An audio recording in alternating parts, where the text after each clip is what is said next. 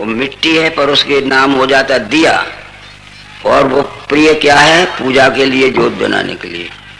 परंतु जब रेलवे के प्लेटफार्म पर जाते हैं, है मिट्टी, उसका नाम होगा कुल्हड़, पर उसको चाय भरने के लिए प्रिय हो जाती है।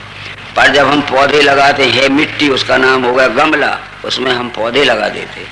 परंतु जब हम पानी भरने की प्रियता आती है तो है मिट्टी, उसका नाम होगा घड़ा या सुराही। परंतु हमारे मकान की दीवार टूट गई तो है ईंट, मिट्टी पर उसका नाम होगा ईंट, दीवार बनाने के लिए प्रिय। हमारे मकान के खपरे टूट गए, है मिट्टी, उसका नाम खपरा हो गया, मकान छाने के लिए भी। अरे हर देश में तू, हर वेश में तू, तेरे नाम अनेक, तू एक ही है। देश से सब भिन्न है पर तत्व से सब एक। ये खपरा भी है, ईंट भी है, घड़ा भी है, सुराही भी है, गमला भी है, दिया भी है, कुछ भी हो गए, ये देश से सब भिन्न है पर तत्व से सब है। ये आकर 4,84,000 जाति जीव जल थल नभवासी, सिया राम में सब जग जाने कह दिया। 4 खाने की 84 लाख योनि की जो सृष्टि है, जो जल थल और नभ के अनंत विस्तार में फैली है, तुलसीदास जी कहते हैं आकर 4,84,000 जाति जीव जल थल नभवासी, ये सिया राम में सब जग जानी। ऐसा नहीं था कि सिया राम में सब जग मानी। 2 बार तुलसीदास जी ने कहा कि जब तक यह प्रयोग नहीं दिखाया जाएगा, इसका नाम है दिव्य दृष्टि, तब तक मनुष्य परमात्मा का भक्त नहीं हो सकता। इसलिए तुलसीदास जी ने कह दिया कि श्री गुरुपद नख मणिगण ज्योति, सुमरत दिव्य दृष्टि ये होती। ये दलन मोहतम सोसु प्रकाशु, बड़े भाग्य वहीं और जासु। अनेक जन्म की पुण्य आई जिन भाई बहनों के पास है, उनको ये ज्ञान उनकी बुद्धि में धारण हो जाए। उगरई विमल बिलोचन ही के, उगरई यानी खुल जाते हैं, विमल यानी निर्मल, बिलोचन यानी विशेष नेत्र, और मिटई दोष दुख भवरजनी के, सूझही रामचरित मणि मानक, सूझही राम, सूझही राम यानी राम दिखने लगते हैं। कहाँ? गुप्त प्रकट जहाँ जो जही खाने। गुप्त यानी जो निराकार रूप से, प्रकट यानी साकार रूप से, जहाँ देखो तहाँ राम ही राम दिख रहा है। इसलिए जड़ चेतन जग जीव जत सकल राम में जान। जड़ चेतन और जगत जीव जितना है, ये सब राम का स्वरूप फैला हुआ है, ये मैंने जान लिया। आशय 5 तत्व और 3 गुण, 8 की अखंडिक रूपता का नाम साकार है, उससे अलग नहीं। उसमें उपयोगिता का प्रियत्व भरा हुआ है, वो मिठास निराकार है, और साकार निराकार दोनों मिलके उसका नाम परमात्मा है। बस ये प्रक्रिया है यहाँ। ये कबीर ने कहा, सबने कहा, और अंत में ये बात जरूर बता देते हैं कि पूर्व काल के संतों ने यह प्रयोग बताया था, पर उन संतों की परंपरा चलाने वाले जो पंथाई हो गए हैं, उनको ये पता नहीं है। क्या कहा था उनने? कबीर जी ने कहा था कि अलख पुरुष ने किया विचारा, ये 184 धागा डाला, ये 5 तत्व की गुदड़ी बीनी, 3 गुणों से ठाड़ी कीनी, तामे जीव ब्रह्म रुमाया, ये समृत यह सब खेल बनाया। अलख पुरुष कहते हैं परमात्मा को। परमात्मा ने जब सृष्टि रचने का विचार किया तो 5 तत्व की गुदड़ी बीनी, वो 5 तत्व का खड़ा धागा डाला, 3 गुणों से ठाड़ी कीनी, 3 गुणों का बाना डाला, ठास के कपड़ा बना दिया। तामे जीव ब्रह्म रुमाया समर्थ, ऐसा खेल बना। ये 5 तत्व का ताना बाना है, उस समर्थ परमात्मा ने खेल बनाए, अनेक प्रकार के कपड़े बन गए। ये तामे जीव ब्रह्म रुमाया, उसी में जीव है, उसी में माया है, उसी में ब्रह्म है, उससे अलग कुछ नहीं है। तो उनका कपड़े का व्यापार था, इसलिए कपड़े पे उनने तत्व दर्शन कराया। अब मैं आपसे पूछता हूँ, ये क्या है? कपड़ा है। दूसरी बात पूछता हूँ, ये कपड़ा काय का बना है? सूत से बना है। तीसरी बात पूछता हूँ, सूत काय से बना है? रुई या कपास से बना है। तो कपड़ा है जीव। देखो कपड़े कितने प्रकार के हैं, लाल हैं, पीले हैं, हरे हैं, काले, नीले और गुलाबी और पिंठ हैं। ऐसे जीव कितने प्रकार के हैं, हिरण मृग हैं, हाथी घोड़े हैं, बैल गाय घास है, इस तरह। परंतु सब कपड़े सूत से ही बनते हैं, इसलिए सूत माया है और सूत कपास से ही बनता है, इसलिए कपास ब्रह्म। इसमें कपास भी है और कपास का बना सूत भी है और सूत के बने कपड़े ही हैं। ये कपड़ा है जीव, सूत है माया और कपास है ब्रह्म। तीनों तामे जीव ब्रह्म रु माया समृत, यह सब खेल बनाया। तो इस तरह से सबने बताया है, परंतु आज भी हम उनके संतों के ज्ञान को भूल गए। समर्थ रामदास जी ने कहा कि प्रभु व्यापी इस जगत में जैसे तिल में तेल, तिल का दाना सगुण है व्यापा निर्गुण तेल। इस जगत में परमात्मा ऐसे व्यापा है जैसे तिल के दाने में तेल है। संत ज्ञानेश्वर ने कहा कि दूध में से घृत तैसे ले अनंत त्याग न ग्रंथ कथा मार। इस जगत में परमात्मा ऐसे व्यापा है जैसे दूध में घी। कबीर दास जी ने कहा कि साहब तेरी साहिबी सब घट रही समाए, यूं मेहंदी के पात में लाली लखी न जाए। बहुत ऊंचे प्रमाण थे कि तिल का दाना हमारी आंख से दिखता है पर उसमें भरा हुआ तेल हमारी आंख से नहीं दिखता। पर तिल का तेल अलग हो सकता है, खली अलग हो जाएगी, तेल अलग हो जाएगा। दूध हमारी आंखों से दिखता है पर दूध में भरा हुआ घी हमारी आंख से नहीं दिखता। पर दूध का घी भी अलग हो सकता है, छाछ अलग हो जाएगी, घी अलग हो जाएगा। पर मेहंदी का पत्ता हमारी आंख से दिखता है, उसमें भरी हुई लाली आंख से नहीं दिखती। पर पीस दीजिए, छिलका अलग हो जाएगा, लाली अलग हो जाएगी। पर ऋग्वेद के 5वें खंड में लिखा है जगत में ब्रह्म ऐसे है जैसे शक्कर में मिठास। ब्रह्मा जी को बुला ले, इस शक्कर के साकार डल्ले से निराकार मिठास एक क्षण के लिए भी भौतिक साइंस की प्रक्रिया से और अध्यात्म के ज्ञान बल से इस साकार डल्ले से निराकार मिठास ब्रह्मा जी भी अलग नहीं कर सकते। इसलिए सभी खिलौने खाड़ खिलौने माए, वैसे जग में ब्रह्म है, ब्रह्म जगत के माए। इस तरह से इस प्रत्यक्ष प्रयोग के द्वारा अपने शह संपूर्ण विश्व एक अखंड अस्तित्व में जुड़ा है। और अंत में तुलसीदास जी ने कह दिया कि सगुण ही अगुण ही नहीं कछु भेदा। जो भेद मानता है अभी कच्चा ज्ञानी है। तो इसमें सगुण यानी साकार है डल्ला, निर्गुण है निराकार यानी मिठास। इसमें भेद है, दो है। प्रश्न उठता है अब इसका डल्ला सच्चा है कि मिठास सच्ची है? कुछ लोग कहेंगे दोनों सच्चे हैं। तो हम कहते दोनों सच्चे हैं जब मानेंगे जब एक सच्चा इस प्लेट में रख दो और एक मिठास इस प्लेट में रख दे। दो सच्चे जब मानेंगे जब दो को अलग अलग कर देना, मिठास अलग कर देना, फिर उसमें डल्ले में मिठास ना रहे, और डल्ला अलग कर देना तो डल्ले में मिठास ना रहे। फिर कहते हो कि मिठास अकेली सच्ची है निराकार, तो फिर निराकार मिठास निकालिए, साकार में मिठास ना रहे। और कहो कि साकार सच्चा है तो साकार निकाल लीजिए। तुलसीदास ने कहा विनय पत्रिका में, कोई कहे सगुण कोई कहे निर्गुण कोई युगल कर माने, पर तुलसीदास पर हर ये तीन भ्रम तभी अपन पहचाने। ये तीनों भ्रम में पड़े हैं, वे तीनों मिलके एक है, तब समझ लेना कि उसने परमात्मा को पहचाना। तो ये इस तरह जानने के बाद हम अनन्य भक्त हो सकते हैं। बस हमें अनन्य भक्त तो बनना ही है।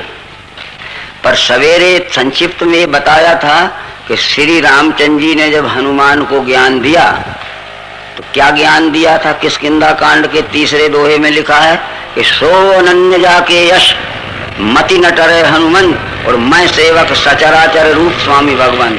अनन्य भक्त उसे कहते हैं जिसकी मति यानी बुद्धि में यह निश्चय पक्का हो जा कि मैं सेवक हूँ, जितना जड़ चेतन और चराचर सृष्टि के रूप में सारा जगत दिख रहा है यही परमात्मा का स्वरूप है। इस तरह जान लेने से फिर हमारा भेदभाव मिट जाएगा। सब में हमें परमात्मा और जय जय अविनाशी सब घटवासी व्यापक परमानंद दिख जाएगा। परस्पर आश्रिता हेते, साकार निराकार दोनों परस्पर अवलंबन के विषय में जो भ्रम हो चुका है, कोई महानुभाव ये समझ रहे होंगे कि जब परमात्मा दर्शन होगा तो किसी कोने में से चमकता हुआ एक क्षण के लिए प्रकाश दिख जाएगा। कुछ हमारे भाई बहन ये समझ रहे होंगे कि जब विश्वरूप परमात्मा का दर्शन होगा तो कृष्ण जी यमुना किनारे बंसी बजाते हुए गायें चराते हुए एक झांकी दिख जाएगी। और कुछ लोग ये भी समझ रहे होंगे कि अयोध्या के राजमहल में भगवान श्री रामचंद्र जी सीता जी के साथ बैठे हुए एक सिंहासन दिख जाएगा क्षण मात्र के लिए। ये सब भ्रम है। ये विश्वरूप परमात्मा का प्रत्यक्ष यथार्थ दर्शन इस वाक्य की सत्यता इस वाक्य के साथ ही जुड़ी हुई है।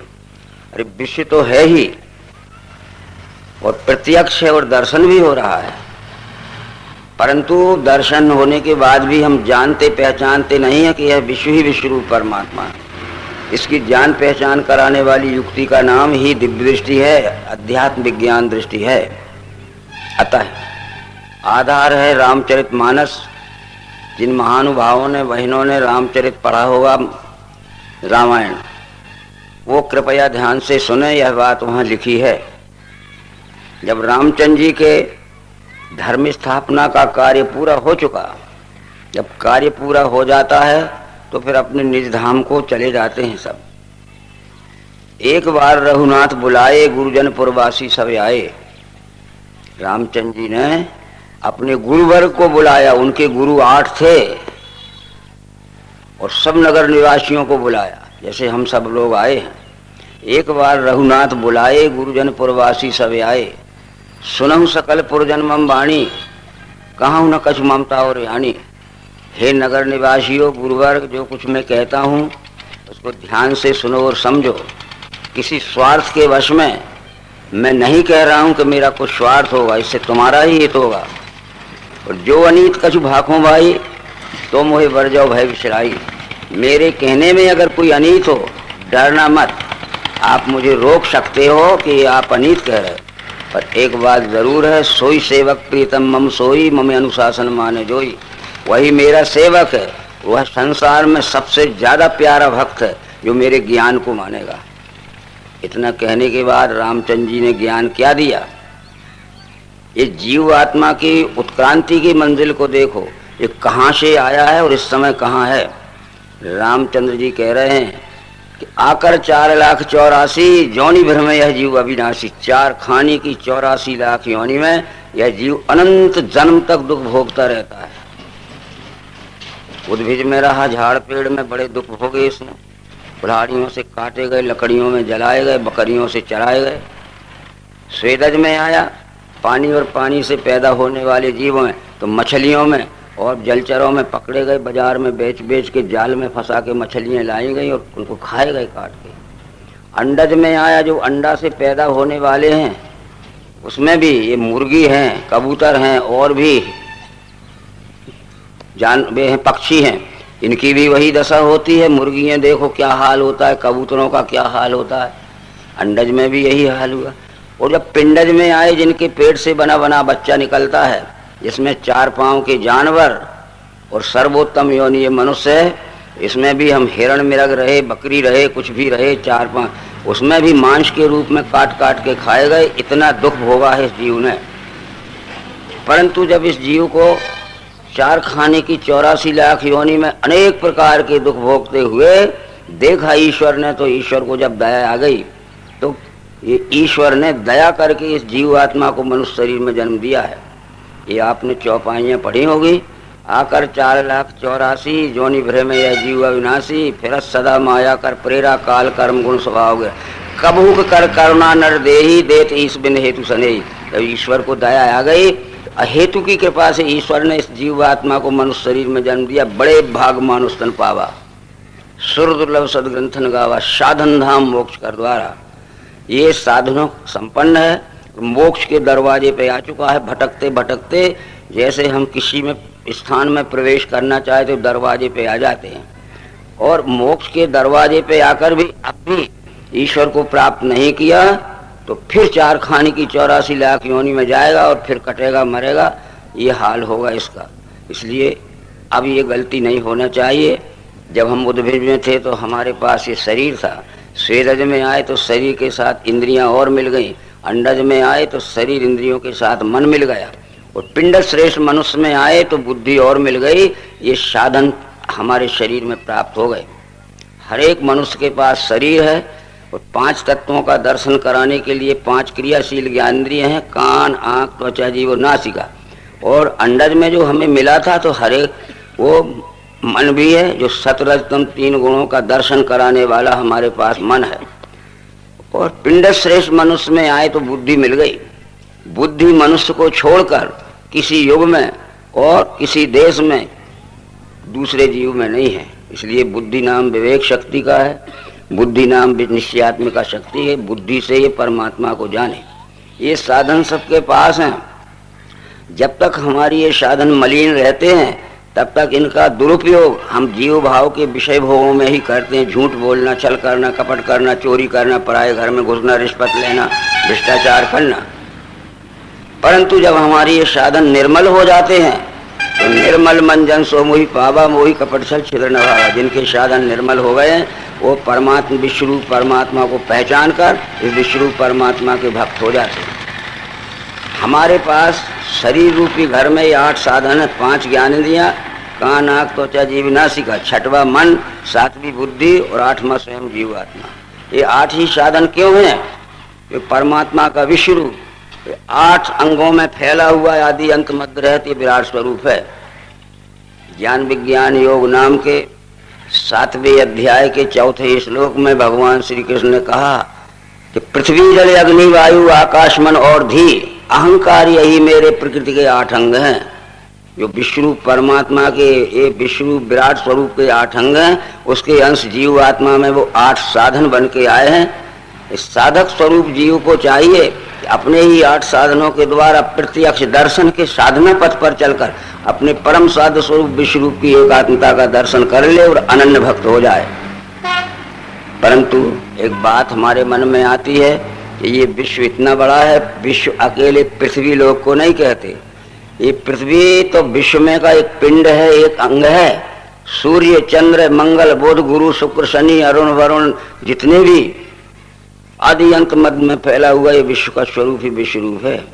तो विश्व रूप इतना बड़ा है कि हम भौतिक साधन से, किसी भी भौतिक साधन से जो मिनटों में हजारों हजारों किलोमीटर की रफ्तार से उड़ता है, 100 जन्म भी उड़ान भरते रहें तो ये विश्व के आदि अंत मध्य का पता नहीं लग सकता। सबसे पहले वेदों में इस बात को कहा गया है कि ये विश्व रूप का दर्शन करना है तो विश्व में का ही एक छोटा सा पिंड स्वरूप अधिष्ठान घटक या इकाई अपने सामने रख लेना और फिर मिलान करके देख लेना। जैसे संसार की हमें बताशा पहचानना है तो ये जरूरी नहीं है कि हम भूखे प्यासे सारे संसार में बताशा पहचानने के लिए जन्म जन्मांतर भटकते रहें। ये भी जरूरी नहीं है कि सारे संसार के बताशा बुला के हम हजारों ट्रैक्टर और ट्रैक यहाँ ढेर लगा लें और एक ही बताशा हमने पहचान लिया कि बताशा ऐसा होता है तो न दुनिया भर में भूखे प्यासे भटकना पड़ा और न दुनिया भर के बताशा ला के यहाँ एक गांधी मैदान में ढेर लगाना पड़ा। बस एक में देख लिया, यत यत पिंडे तत्तत ब्रह्मांडे। अंश रूप से एक पिंड में है, घटक में, इकाई में, वही अंशी भाव से संपूर्ण ब्रह्मांड में व्यापा हुआ है। इसलिए हम विश्व में का ही कोई भी एक छोटा सा पिंड स्वरूप अधिष्ठान यहाँ रख लें। यह बात सभी संतों ने कही है। कबीर जी ने कहा कि जो भीतर सो बाहर देखा, पिंड ब्रह्मांड का एक ही लेखा। जो भीतर है वही बाहर है, हमने देखा है, और जो एक छोटे से पिंड में है वही संपूर्ण ब्रह्मांड में है, हमने देखा है। संत नानक जी ने गुरु ग्रंथ साहब में कहा था कि जो ही पिंडे सोई ब्रह्मांडे, खोजे सुई पावे सदगुरु होय लखावे। परंतु मित्रों, ये तो हर एक संत ने कहा था, ये ज्यादा प्रमाण देने की जरूरत नहीं है, क्योंकि वेदों में कहा था कि सा यश्यायम पिंडे यश्या व ब्रह्मांडे स एका। तो हमने ये वस्तु हमारे सामने रखी है। ये जरूरी नहीं है कि यही वस्तु आप अपने सामने रखें। ये दर्शन होने के लिए हमें वस्तु प्रत्यक्ष सामने रखना पड़ेगी और फिर वो उसको पिंड ब्रह्मांड की एक रूपता का मिलान करने के लिए उसमें प्रयोग और प्रक्रिया करना पड़ेगी। तो इसलिए वस्तु हमने सामने रखी है। इतना बड़ा टुकड़ा आप मट्टी का, पत्थर का, लकड़ी का, धातु का कुछ भी रख लेना और देखना है जय जय अविनाशी सब घटवासी व्यापक परमानंदा। केवल मिश्री वासी और मट्टी वासी नहीं, लकड़ी व जय जय अविनाशी सब घटवासी व्यापक परमानंदा। तो ये वस्तु हमने यहाँ रखी है मित्रों। अवश्य ही आप इतना बड़ा टुकड़ा लकड़ी का, पत्थर का, धातु का, मिट्टी का भी रख लेना, परंतु विश्वरूप परमात्मा के जो 8 अंग हैं, 5 तत्व और 3 गुण, जो गीता के 7वें अध्याय के 4थे श्लोक में कहे हैं, पृथ्वी जल अग्नि वायु आकाश मन और धी अहंकार यही मेरे प्रकृति के 8 अंग हैं। वो 8 अंग ही हमारे मानव शरीर में 8 साधन बन के आए हैं। इसलिए साधक स्वरूप जीव को चाहिए कि अपने ही 8 साधनों के द्वारा प्रत्यक्ष दर्शन के साधना पथ पर चलकर, सुनकर पढ़कर नहीं, अपने परम साध स्वरूप विश्वरूप की परमात्मा का एकात्मता का दर्शन कर ले। जिसने परम साध स्वरूप विश्वरूप परमात्मा की एकात्मता का दर्शन कर लिया है, उसका नाम ही वेदों में साधु है। साध वस्तु का दर्शन हो गया तो हम साधु हो गए, बाकी साधु पोशाक से कोई नहीं होता। यहाँ से प्रयोग शुरू होता है। विश्वरूप परमात्मा के साकार स्वरूप के 8 अंगों में का पहला अंग अग्नि तत्व है। अग्नि तत्व ही हमारे मानव शरीर में क्रियाशील ज्ञानेंद्रिय आंख है। जब दर्शन का प्रश्न आता है तो सबसे पहले हम आंख से ही देखते हैं। चाहे बाजार में जाएं कुछ सामान खरीदने और चाहे देव मंदिर में जाएं देवता का दर्शन करने, तो यहाँ से प्रयोग शुरू होता है। वो आपको अपने अपने सामने जो मट्टी लकड़ी पत्थर का टुकड़ा रखा है मिलान करके देखना है। जय जय अविनाशी सब घटवासी व्यापक परमानंद। अपनी आंखों से देखो दिखता है पदार्थ। ये पहले हम आप सबकी दृष्टि यहाँ केंद्रित करते हैं इस अधिष्ठान पर।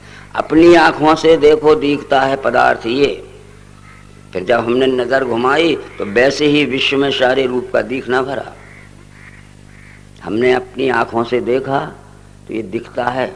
किसी ने पूछा क्या दिखता है, तो व्यवहारिक परिचय के लिए उसका नाम दिया रूप दिखता है। जो आंख से दिखता है रूप दिखता है। कैसा दिखता है, तो यहाँ सफेद दिखता है, कहीं पीला दिखता है, कहीं हरा दिखता है, कहीं नीला दिखता है। ये पिंड स्वरूप अधिष्ठान से देखना जब हमने शुरू किया तो अग्नि की क्रियाशील ज्ञानेंद्रिय आंख से अग्नि के प्रकाश में ये पिंड से लेकर हमारे सहित हर एक वस्तु में रूप भाव से आदि अंत मध्य रह दिख रहा है। हमें रूप का कितना विस्तार है, केवल इतना ही नहीं है रूप, उसमें हम सब उसी रूप में जुड़े हैं, उससे अलग नहीं है। विश्वरूप परमात्मा के साकार स्वरूप के 8 अंगों में का दूसरा अंग वायु तत्व है, जिसे हवा कहते हैं। वायु तत्व है। वायु हमारे मानव शरीर में क्रियाशील ज्ञानेंद्रिय त्वचा है। त्वचा यानी ये चमड़ी या खाल, हाथ। हमने इसी में फिर अपने विश्वरूप परमात्मा के साकार स्वरूप का दूसरा अंग जो वायु है उसको देखना चाहा। इसे हाथ लगा देखो। आपके सामने मट्टी का, लकड़ी का, पत्थर का टुकड़ा हो, आप भी उसको हाथ से छू के देखना। इसे हाथ लगा देखो, आता है स्पर्श ध्यान में।